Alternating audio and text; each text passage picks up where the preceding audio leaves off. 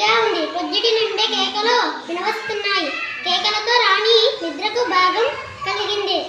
ఆమె రమను కూడా నిద్రలేపింది.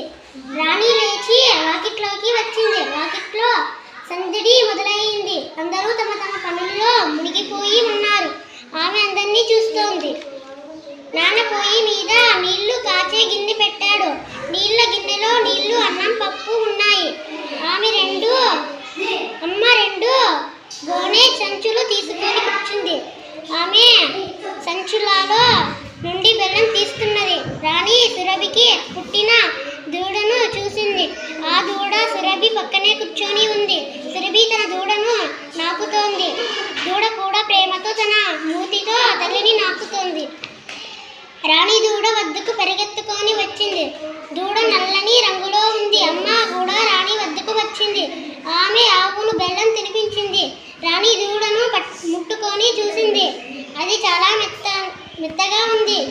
దూడ జుట్టు మెరుస్తూ ఉంది. దానితో చాలా